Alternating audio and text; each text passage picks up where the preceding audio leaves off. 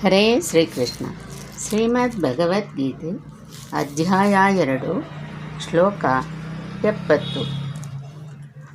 ಅಪೂರ್ಯಮಾಣಮಚಲಪ್ರತಿಷ್ಠಂ ಸಮುದ್ರಮಾಪಃ ಪ್ರವಿಶಂತಿ ಯದ್ವತ್ ತದ್ವತ್ ಕಾಮಾಯಂ ಪ್ರವಿಶಂತಿ ಸರ್ವೇ ಸ ಶಾಂತಿಮಾಪ್ನೋತಿ ನ ಕಾಮಕಾಮಿ. ಈ ಶ್ಲೋಕದ ಭಾವಾರ್ಥ: ಕೃಷ್ಣ ಪ್ರಜ್ಞೆಯುಳ್ಳ ಮನುಷ್ಯನು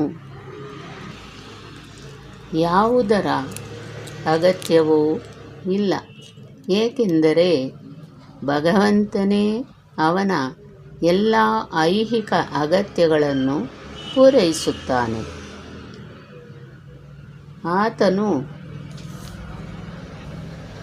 ಸಮುದ್ರದಂತೆ ಯಾವಾಗಲೂ ತನ್ನಲ್ಲೇ ಪೂರ್ಣತೆ ಇರುವವನು. ಸಮುದ್ರದೊಳಕ್ಕೆ ಹರಿಯುವ ನದಿಯ ನೀರಿನಂತೆ ಬಯಕೆಗಳು ಅವನಿಗೆ ಬರಬಹುದು, ಆದರೆ ಅವನು ತನ್ನ ಚಟುವಟಿಕೆಗಳಲ್ಲಿ ಸ್ಥಿರನಾಗಿ ಇರುತ್ತಾನೆ. ಇಂದ್ರಿಯ ತೃಪ್ತಿಯ ಬಯಕೆಗಳಿಂದ ಅವನಿಗೆ ಒಂದಿಷ್ಟು ಶೋಭೆಯಾಗುವುದಿಲ್ಲ.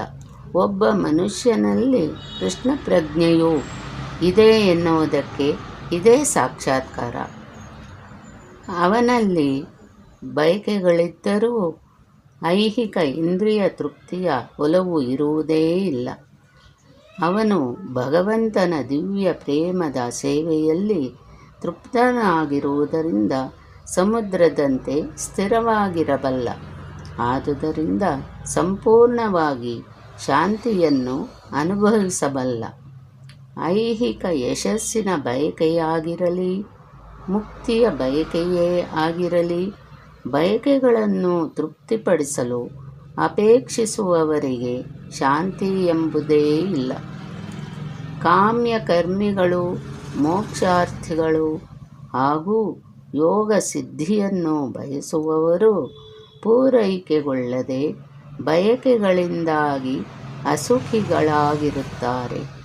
ಆದರೆ ಕೃಷ್ಣ ಪ್ರಜ್ಞೆಯಲ್ಲಿರುವ ಮನುಷ್ಯನು ಭಗವಂತನ ಸೇವೆಯಲ್ಲಿಯೇ ಸುಖ ಹೊಂದುತ್ತಾನೆ.